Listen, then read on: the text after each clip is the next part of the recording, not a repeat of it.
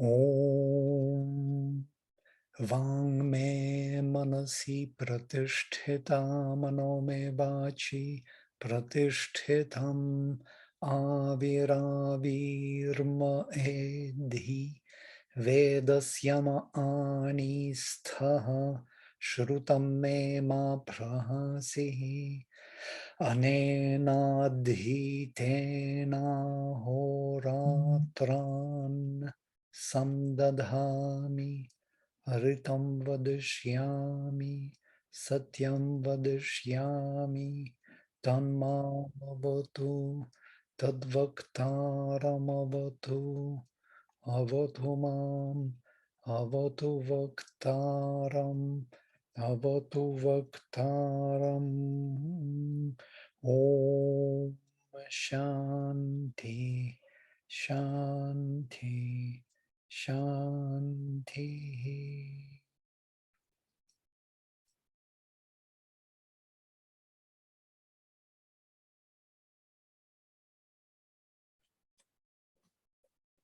Interestingly, that with this mantra, which I'm kind of all the time opening Rig Veda, because it's Rigvediya Shanti Patha, you always get a new meaning. This time I got another meaning of, this is how Svadhyaya works. Svadhyaya works in the way that it always gives you a new hint, yeah? A new hint on the reality. So when you know text perfectly by heart and you read to yourself, and then you get a new meaning. All the time, a new meaning. But you have to read it to yourself. Today I got the meaning that day and night I combine in the studies of the Veda. My speech is established in my mind, and my mind is established in my speech, and day and night I combine. Be revealed to me, be revealed to me, don't leave me that what was revealed to me day and night. I collect that knowledge. And then I thought, kind of a glimpse of it, that this was the idea of the whole Brahmanic tradition. Yes, they were supposed to not only to learn text by heart, but to recite it to themselves and to learn from it always, to get hints, to get a guidance forward, yes, in the spiritual practice. So basically, this is the leading text, the text teacher, which leads you on the way. Yeah? It opens you the secrets of the spirit and what to do. It's in a way a sacrifice, because Svadhyaya is considered to be Jnana Yajna, the sacrifice by knowledge, or Brahma Yajna, sacrificing Brahman. Brahman in this case is the Veda, the word, because Brahman in the Veda means the word, mantra, mantra which is rising from the heart. And so the whole tradition were supposed to use this text for their enlightenment, not just to learn the text and pass it forward, which became the routine or the major preoccupation but later, yes, it disappeared, the meaning disappeared, and so Svadhyaya lost its significance. All right. So today we have a new text. This is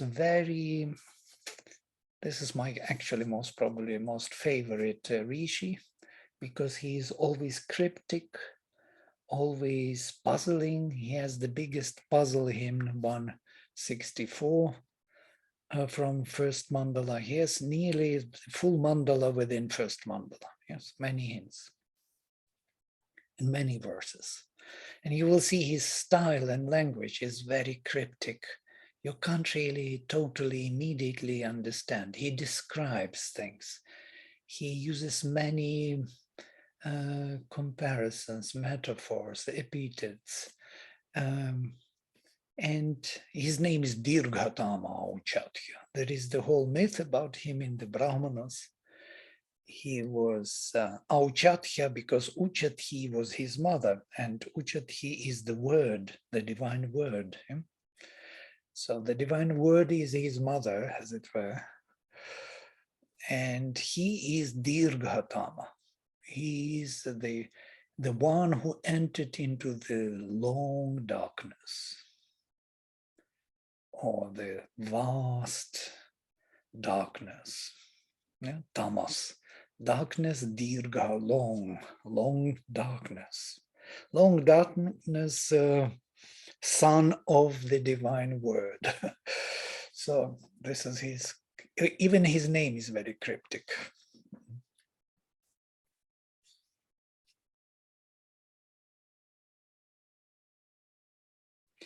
All right. I would love to, of course, study later, maybe when we finish with the hymns to the mystic fire, if we finish with the hymns to the mystic fire ever, we would read Rishi by Rishi, and you will see how different they are. Yeah? They develop their own styles. Now we are mixing them up. We don't distinguish them yet. So here is the hymn. It's Trishtup, 11 syllabic pada. Vedi Shade, Priyadhamaya Sudyute, Dhasim Iva Prabhara Yonim Agnaye, Vastreneva Vasaya Manmana Shuchim, Jyotiratham Shukravarnam Tamohanam. Offer like a secure seat that womb to Agni, the utterly the utterly bright who sits upon the altar, and his abode is bliss. Clothe with thought as with a robe the slayer of the darkness, who is pure and charioted in light, and pure bright of hue, or white, shukra, white brightness.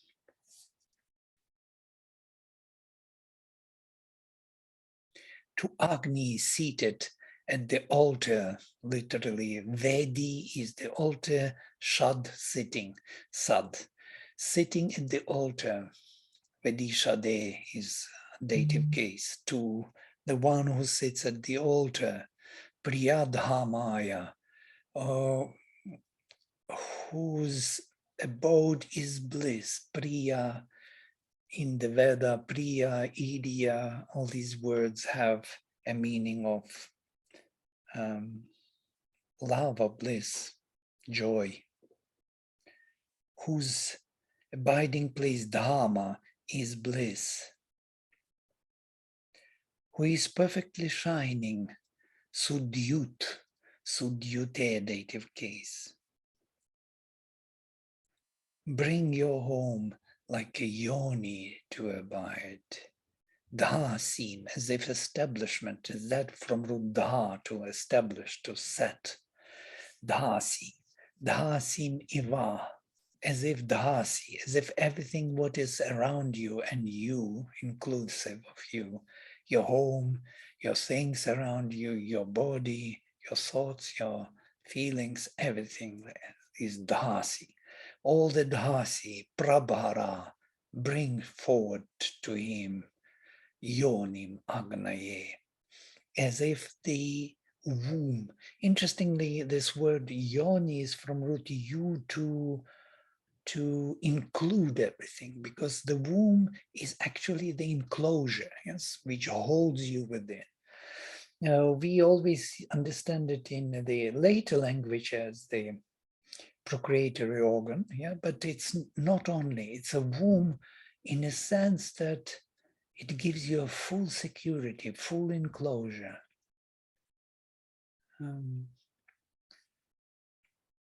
In the Gita, Sri Krishna is using this word also. He says that Samam Brahma is my yoni, yes, into which I cast a seed.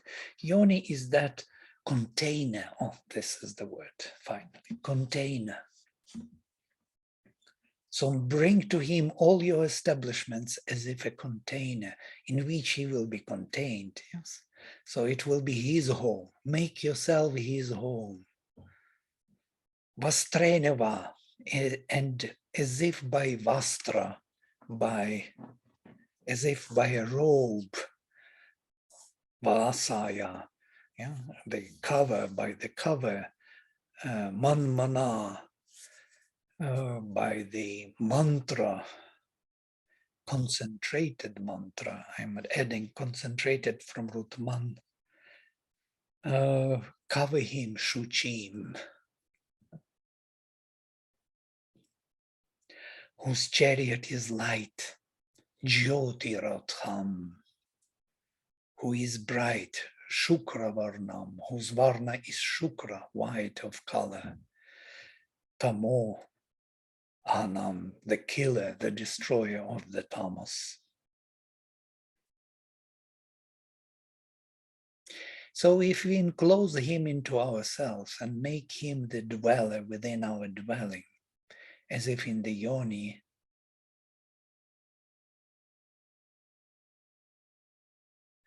then he will destroy all the darkness in our home. He is the destroyer of darkness, pure in color, whose chariot is light. Shubinu translates as much more beautiful poetically. Charioted in light. To be charioted. He makes his verb from chariot.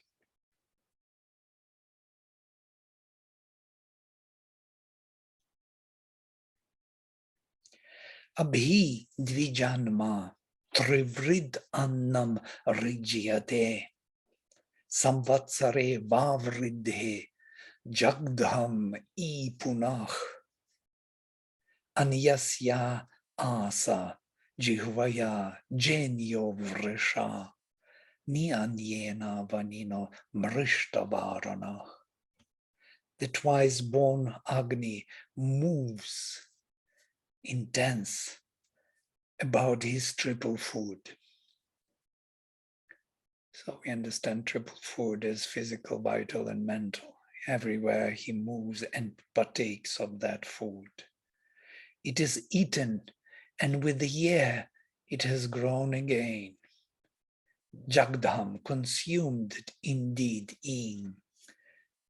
And Vavridhe Punach, and grows again and again, literally. Vavridhe Punach, Samvatsare, within, literally in a year. Interesting, there's Samvatsara, Vatsara, yes, Vatsa. Vatsa is the calf. When they were collecting calves, so to say, when the calves were born from the cows, it was considered to be 1 year.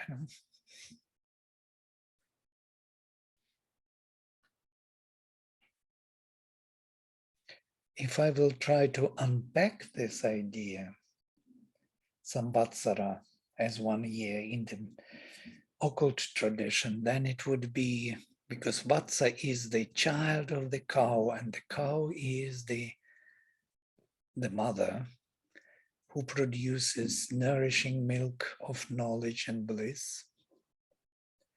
And she generates her progeny. So she brings to life new cows. So this is the year. Year means the cycle of time which recreates the cosmos, renews it again and again.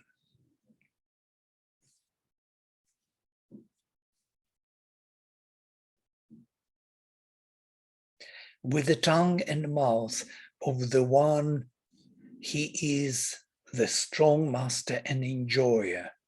With the other, he engirdles and crushes in his embrace his delightful things. On one side, he enjoys and masters everything. On the other, he destroys all the forms. destroys because he recreates the form again and again. And it's quite an interesting thing because in the mother's view, from the supramental point of view, this world is being recreated constantly. We have the idea of uninterrupted movement, yes, that it is me, the same who was yesterday and today, but from the supramental point of view, this world is constantly created every moment. To sustain this formation, this manifestation, it has to be constantly created and destroyed, renewed. So if this is the supramental Agni, then it is him who does it.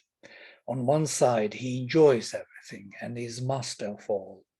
And on the other side, he crushes in his embrace his delightful things. Sri Aurobindo makes a footnote here on one. He is the strong and the master, or with the tongue in the presence of the one. The presence of the one. And the three, they embrace. In his embrace, Mrish is used of the sexual contact also, and Varanah, from Vri, to cover, to surround. So Varanah is also in the dictionary given as an elephant, and people translate it differently. As if you look here, totally different. I will not read to you because it's so trivial and stupid. But Varana from the root Vri, causing to enclose or embrace. That's why he translates embrace. My interpretation, the twice-born rushes onto the triple food. All he has consumed grows up again in a year. On the one hand, he has the face of the master and the tongue of the enjoyer. But on the other hand, he crushes the delightful things, embracing them. I'm trying to follow literally what is written word by word. Vladimir, I have a question. What is the twice-born Agni? Dvijanma.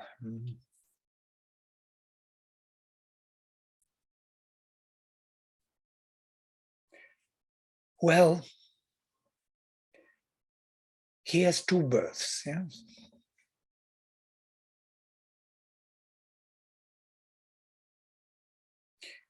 You know what is twice born in Indian tradition, yeah? Dvija, Dvijanma, these are the words, yeah? Dvijati, we translate them as Aryans, nobles. But it is considered also Dvija is the bird, because bird is also twice born, yes? First it is born in the egg and then out of the egg. So, but here, in this case, if it is Agni, what do you think? Share your thoughts. How Agni can be twice born? It's not a man.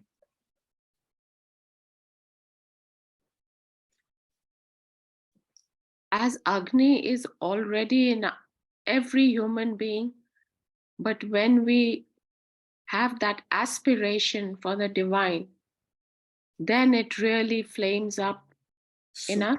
Super. First, he is born, and when we are born in the body, he is there inside. And second, when he comes to the front, he is born again. We become aware of him. He is born out of the shell. He was in the shell, hidden. We don't know about our souls. But when it is born, Mother says, it's like the bird is born from the egg. She compares this with the bird. It's quite interesting because it's also Dvija. It's like the chicken inside the egg tries to come out from the world. In the shell, it feels that the world is that inside. But when it comes out into the bigger world, it sees totally different world. So this is the second birth.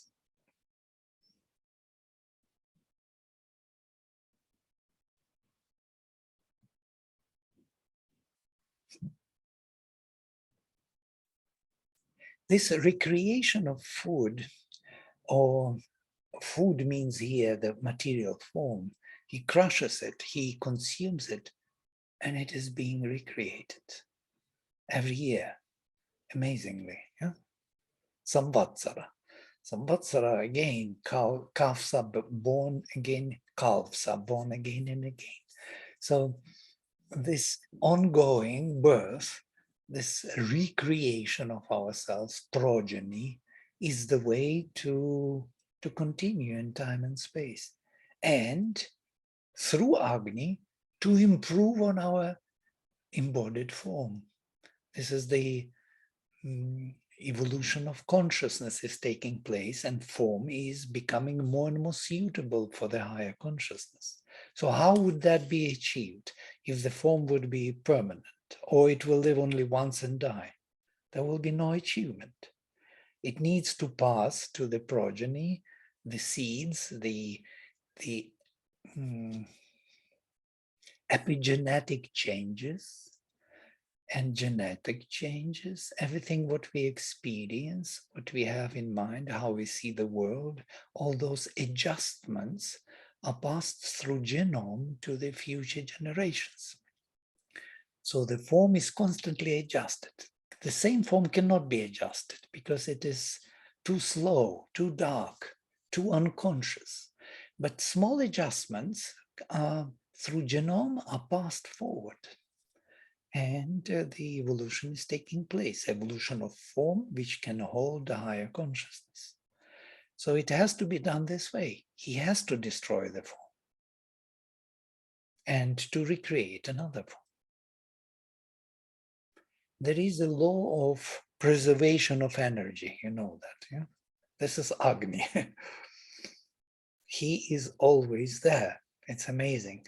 It doesn't go anywhere. It's like in the womb, in the bubble, that energy doesn't go anywhere. It's not spent. It's a constantly rotating through form to form, recreating forms by consuming them and procreating. Consuming and procreating. Is it here? Yeah. I was just thinking about our previous conversation before, is that this is how evolution takes place. It's a recreation from moment to moment in time. And it's driven by this inner consciousness that needs a new form of expression. So then the physical form can change, as you just described. Yes, absolutely. How else? Just imagine, how would you do otherwise? Yeah, no. If you have any other idea or any other proposal, I don't see any other possibility, really. Yeah. Very good. It's amazing. It's a miracle that we can recreate ourselves in our children, progeny, passing to them all the changes and experience we had in life. In that sense, even we are constantly reborn every minute. We are And never plus the to same. that, yes, constantly reborn. This is from the supramental point of view, where the time is being generated, yes. And in a way, it should be so, yeah. How else this form can endure unconsciousness if it is not constantly recreated by the spirit?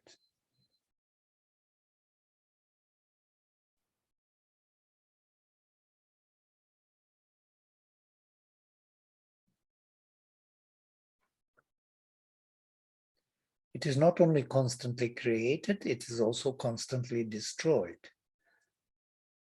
destroy it and create, destroy it and create. Every moment, it is a new, fresh form from the point of view of supermind. Supermind does that eternal vibration beyond time and space, and that's how time and space are generated. So what we have to do is really get our misconceptions out of the way. Well, So that, then we would become, enlightened. yeah, and our body would be transformed into a body of light, right? Slowly, yes. It has an inertia, unfortunately. Yes, we inherit it from the past, all the given material. We cannot change it immediately, and there are also clinging forces to us, all kinds of forces, which wants us to be held back. They don't want us to go forward because they are used to that way of functioning and living and feeding on us. We feed many forces. We are the feeding machine. We just don't even see that.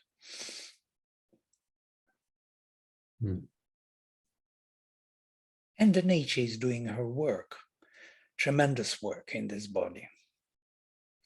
Also trying to make, forward, to make progress. It's a very complex, beautiful vision, miraculous embodiment from the point of view of the Veda, of course.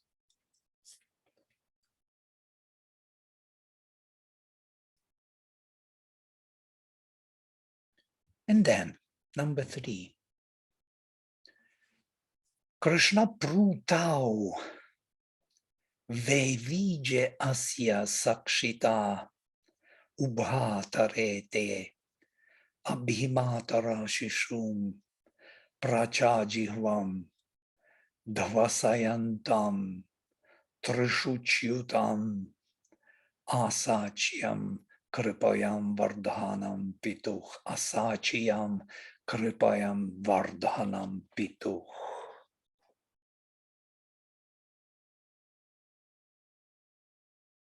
He gives energy of movement to both his mothers. He, the fire, gives energy of movement to both his mothers on their dark path, in their common dwelling, and both make their way through to their child. For his tongue is lifted upward. He destroys and rushes swiftly through and should be chosen, increasing his father. Incredible. Well, it's an incredible verse.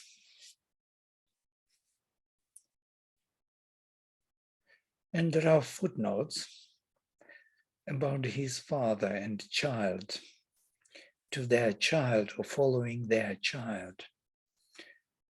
And number 5 about the father, that how he increases his father as the son, because he is the son of Shiva, Rudra, as we know, Agni. Explanation: heaven and earth, mind and body, dwelling together in one frame or in one material world, move in the darkness of ignorance. They pass through it by following the divine force, which is born to their activities. Incredible. Sri Aurobindo is amazing. He turns onto itself all the time. Kupayam is of doubtful significance. The father is the Purusha, or else heaven, in the sense of the higher spiritual being.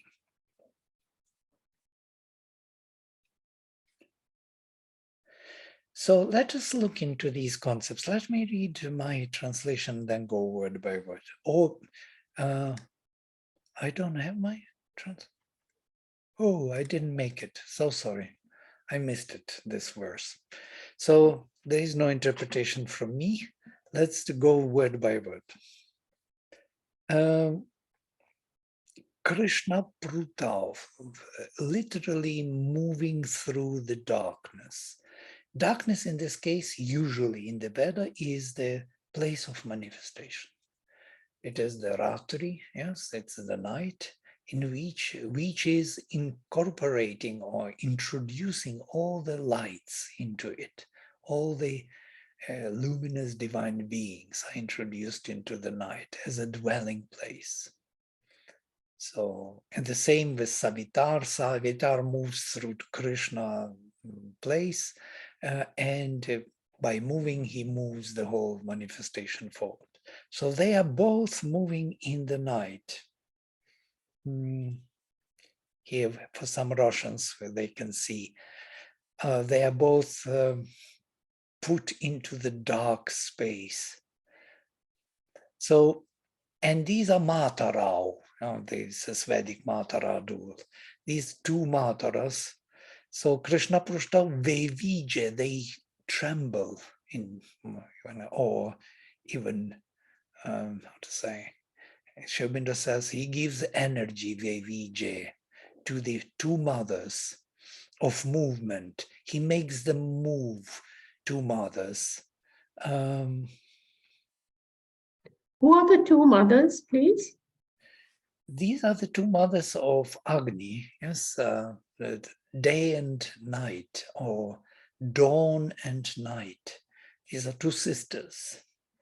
They bring fire into being, and they nourish him.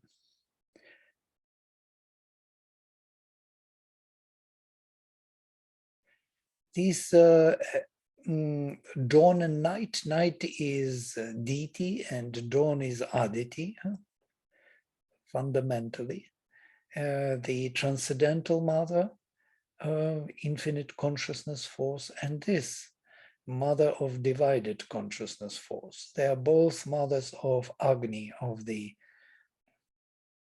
soul born here in manifestation. Agni is that flame of the soul. And interestingly, here his father is mentioned. He is increasing his father. So he gives the energy to his both mothers on their dark path, Krishna Prutao, yes, moving in the Krishna place. In their common dwelling, Sakshita, both they share the common dwelling, like heaven, like dawn and night. They are two sisters who are constantly vacating the same place. They dwell in the same place. First comes dawn, then comes night, and again day, and then again night. They share the same dwelling. So that's why they are Sakshitao. They are both of the same dwelling. They are moving in the night, both of the same dwelling. To them, he gives his energy of movement, Vevije, Ubhau, to them both. And all of them crossing, two of them, Tarete, they are crossing to Shishum, to their baby, to their son. He is their baby, but he gives them energy to move. He makes them mothers. This phenomenon came many times in Brahmanas.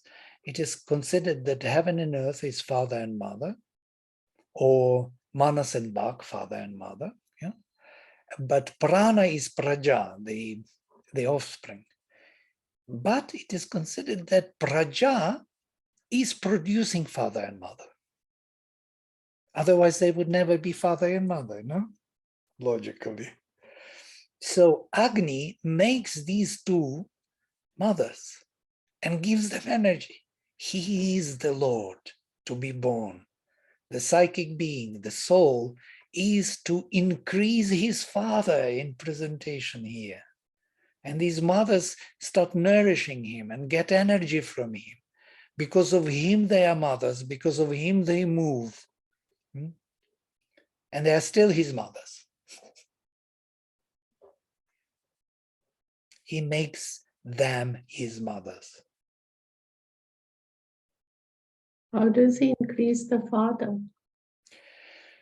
Well, he is his son. Yeah? There are three things, yeah? Father, Son, and Holy Spirit. Yeah? In Christianity, interestingly. So the Father is that who is in heaven, so to say. And his Son is here in manifestation. And the Holy Spirit is the mother, actually, who makes this happen. And she is here to nourish that Son until he becomes the Father here in manifestation. This is the whole secret of relations. The Son is here to increase his Father's presence. Nobody can come to my Father but through me, says Jesus, through psychic being. The kingdom of heaven on earth can be established only by increasing the Father. I just shifted to Christianity because it's very close. You will find many parallels with hymns to Agni and Christianity. You will be surprised. I was totally surprised. I never expected this. Yeah? I thought Christianity was much later and was not relevant and so on. But then I saw so many, especially Father and Son. Agni is the Son, who becomes the Father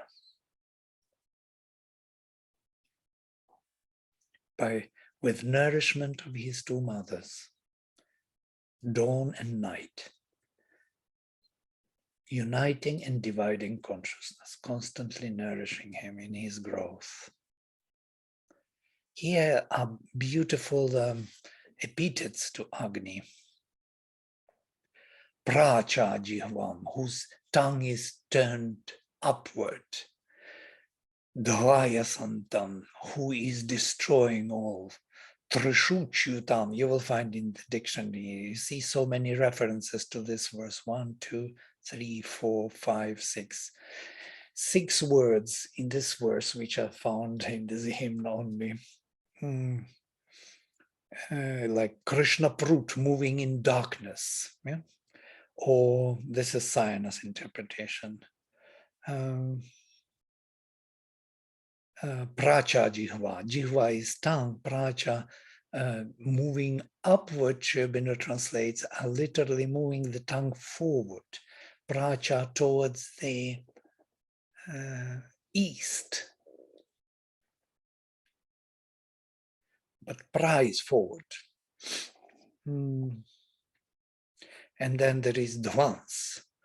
A sparkle also makes the, or destroying or sparkling. Then trishu chut, even not translated in the hymn, trishu greedily chut, moving, yeah? Moving greedily, or satya, to be honored, to be served, kupaya, swelling with emotion, heaving. These are all very approximate translations. You understand, we are using English language. But if we dive deeper into the etymology, we will find why they translate in that way.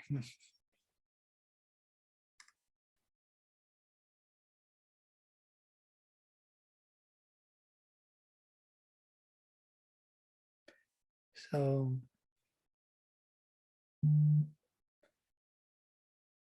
he makes energetic his own mothers who dwell in the same place, and both of them are crossing and trying to reach to him.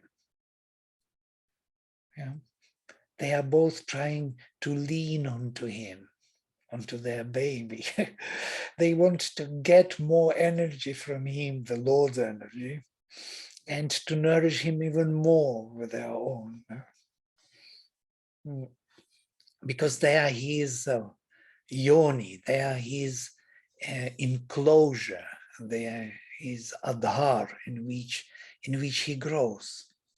And his tongue is moving eastward, always forward. He is destroyer of all and sparkling destroyer of all the obstacles, constantly thirsty, trishuchutam, in his movement to be worshipped, who is swelling and growing in all directions, increasing the presence of his Father. Now I stop. I went a few rounds around the same. I mean, around this verse. Stop for translating it again and again, because it's difficult to get it, yeah, until it is totally settled. So 3, we can move to the next if you don't have any questions.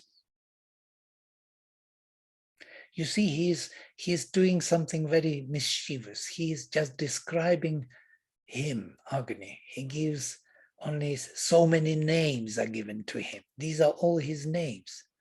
Pracha Jihva, Trishuchyuta, Satya, Kupaya, Vardhana. These are all names.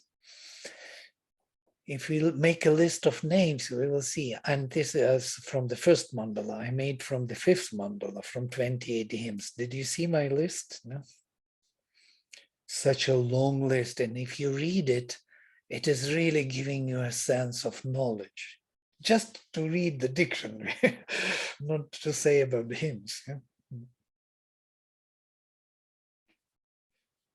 And we can add and add and add. I don't know how many epithets Agni may have, you know.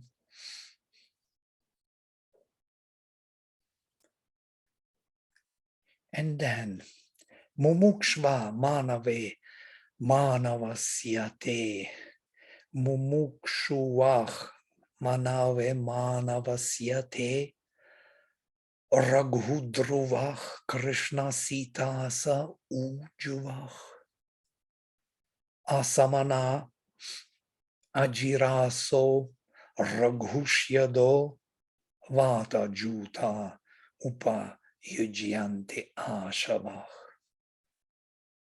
For the thinker becoming man, his swift hastening impulsions, dark and bright, desire freedom. For the thinker becoming man, his swift hastening impulsions, dark and bright, desire freedom. Active, rapid, quivering, they are yoked to their works, swift steeds, and driven forward by the breath of things.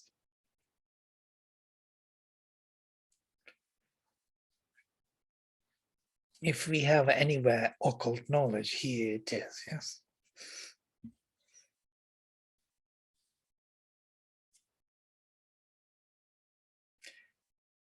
This is Dirghatama. It's always cryptic.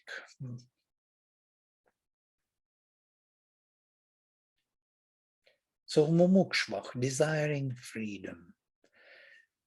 Krishna sitasach, the white and black. Krishna black, Sita white. Movements or speeding up, juvach, raghudruvach, running fast. For the man, manabe, or for the mental being, manavasyate, who is becoming man, who is becoming more and more mentalized, literally. For the thinking being who becomes more and more charged with the mind. He's speeding up flames, running fast, desiring freedom, moving in all directions, asamana.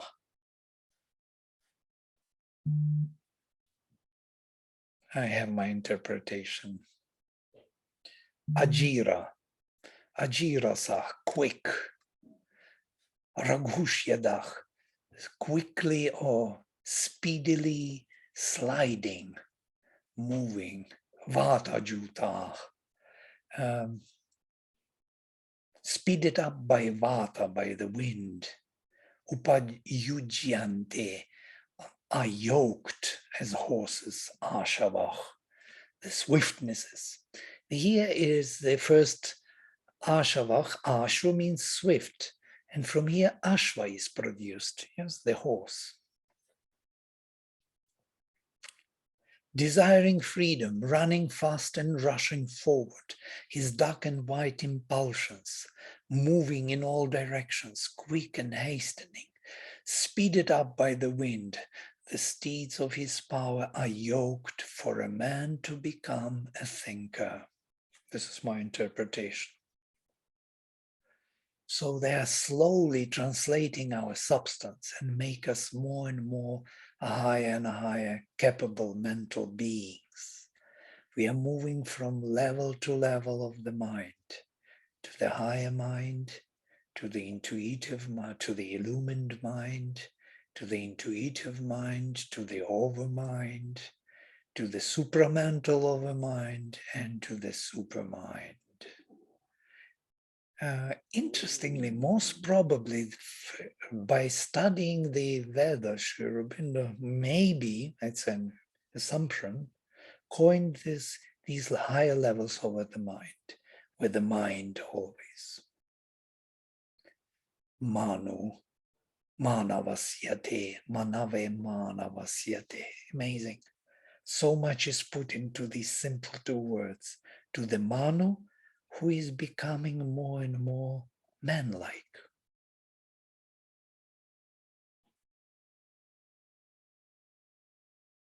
The knowledge is packed, so it cannot be unpacked easily. We have to know something more from Sri Aurobindo. We have to understand what is mental being, what is mind, what is manas.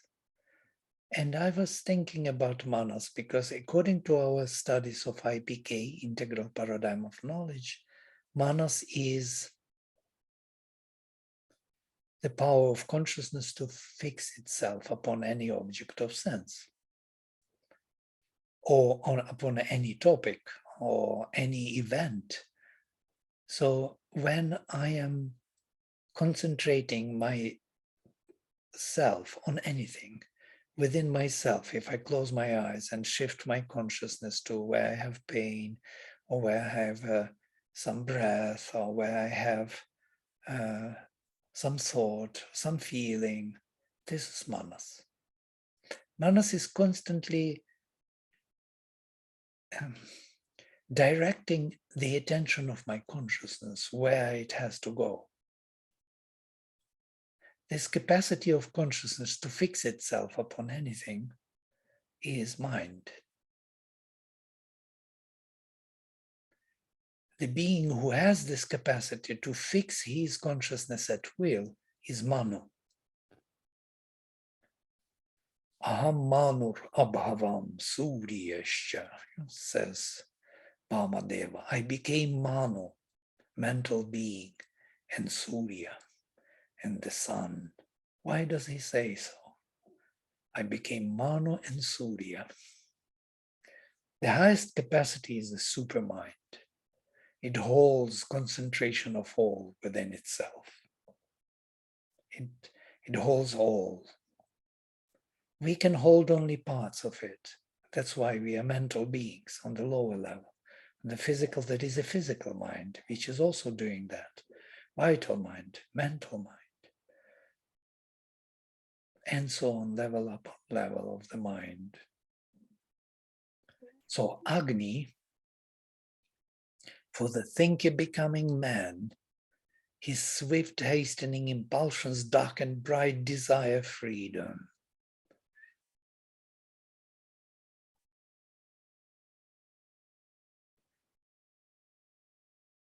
Yeah. Okay, I stop here. Do you have any thoughts? Vladimir, what is mumuksha?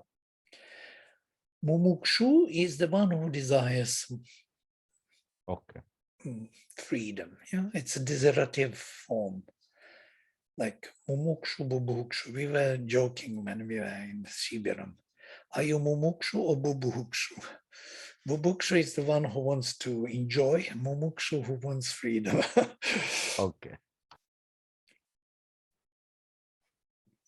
Where is concentration?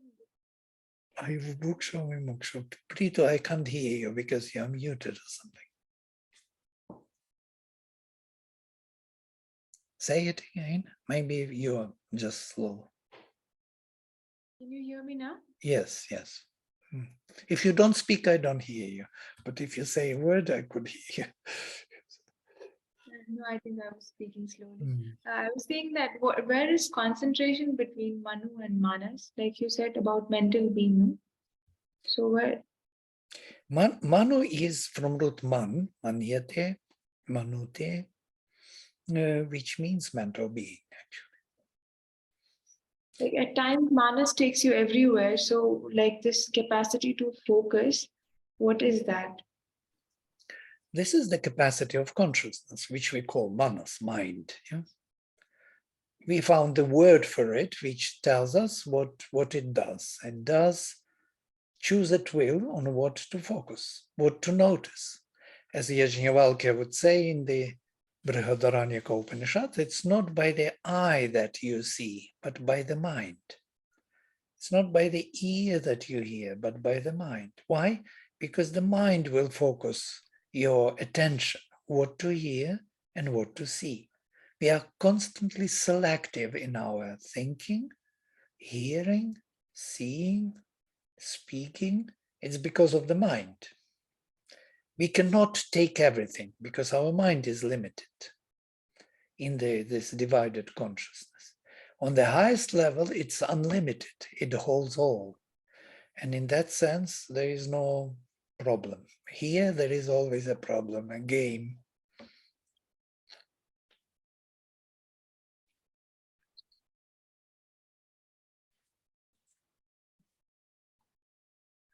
I have a quick question, Vladimir, Yes. and that is it the swift, hastening impulsions that desire freedom? Yeah, they desire freedom for the sake of man becoming a thinker or thinker become a man. So impulsions are an obstacle to thinking? No, they are not. But we have so many obstacles and they want to break through those obstacles and to make us more and more thinker, higher and higher developed. So the fire, actually, the fire within makes this progress for us as mental beings about which we know nothing. We think we developed without fire. It was fire who was greedy. His flames were greedy for freedom, and they pushed the whole being to develop and to become more and more thinker. Let me see. So therefore, in the third line, when he refers to the word they are yoked to their works. Who is the they? He's referring. Impulsions, flames. Okay, It's his movements. thank you. Direction. Yeah. That makes it clear. Thank you. And they are yoked to their works, interestingly. Yeah. Yes. They're not free to desire whatever they desire. They have work to do here. And driven forward by the breath of things. What does that mean? Yes, breath with capital B in Sri Aurobindo. Yes. Yeah, this is that mysterious prana, yes, that without which even fire does not burn. Wind, vata juta, they are speeded up by the wind, by the sacrifice, because vayu pavamana is yajna. It is that which connects heaven and earth, Agni and Surya. Yes, he is in between fire. fire which appears in the vital world. Matarishwan, it is by him driven forward. There is, otherwise, why should he at all move forward? If there is nowhere to go. And in this realm between heaven and earth, all the creation is being recreated, refashioned in the Vedic paradigm. Yeah? So yajna is taking place exactly in this vital world. I had a presentation in our university the other day, 2 days back, or 3 days back, on this, on Swadhyaya and art, on this, what we experience by reading books, by thinking, by watching movies, by those experiences are real. Yeah. And those experiences are changing, modifying our consciousness and our life. It's not nothing, yes? That's why Mother was so careful to select movies which were shown in the ashram. You have to show movies which give you an experience of uplifting rather than putting down. And it's when you are already adult, you can kind of filter things. But when you're a child, everything goes straight and creates in you a kind of experience which you become slowly or grow into. So it is in this world of Vata, of Vayu Pavamana, that the sacrifice is made and we are being fashioned and our consciousness is being formulated as epigenetic influence on our body. And our body becomes more and more receptive of particular influences. If I'm watching some lower movies, body becomes open to those influences and forces. And if I am watching some uplifting movies, then it becomes open to those forces. It's as simple as practical psychology, yoga. Only we want to experience everything and see also the darkness. We want to see how it is not to be done also. And because of that, we are attracted to the lower forces, but not because we want to be lower forces. We are just curious. Curious, and somewhere we don't believe fully that we are, for us it is possible to be lower. So we don't believe, and that's why we are attracted to it. As Sri Aurobindo beautifully describes in Savitri, yes? The soul attracted leaned to the abyss. It wanted to calculate in the incalculable in that. So it wanted to experience the divine in total impossibility. It does not believe that it is not possible. And that's why it is attracted. That is the adventure, the sense of adventure. We know it somewhere deeply within, we know it. We know when we do something stupid and wrong, it's not because stupid, we want to be stupid. No, we want to have that, we want to reconfirm our true divine nature.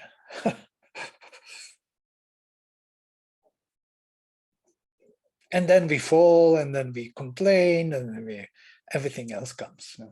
In a twisted way, we want to confirm our divinity. Absolutely.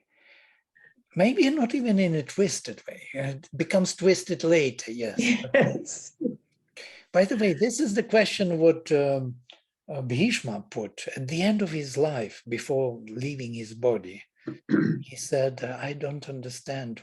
I know what is dharma, what is adharma, but I don't understand why dharma is not attracting me, but adharma attracts me. This is something to calculate incalculable, yes, leaned to the abyss. We are interested in the darkness, not because the darkness is there, but we believe that the divine is somewhere there and we have to find it. It must be there. It can't be otherwise. It's like a child learning to walk, maybe, Vladimir. It knows that it'll fall, but it still has to do that walk. Otherwise, it won't be done. Yeah, like children jumping into the mud and starting to, it's very fun. It's a lot of truth in it also. But mud is everywhere, so it doesn't matter. There is the soul, the child is in the mud. This is Isn't this the game of hide and seek? That the divine wills us to go into the darkness to search him out. something of that kind. We can say it in this way, yes. That he wants us to go into the darkness, and so we are attracted to the darkness because he's hiding there and he wants to see if we can find him there. Absolutely. This is true. Yeah. If he would not be there, we would never go into the darkness. Why? Yes. Also, isn't it because we have a sense of our own immortality, that even if we're attracted to something that's dark, it's like a death wish in a way, or being attracted to something that's lethal for us. We rush into it, and yet we know that somehow internally that we can't die. Yeah. We don't believe it, until death comes, and then we are scared.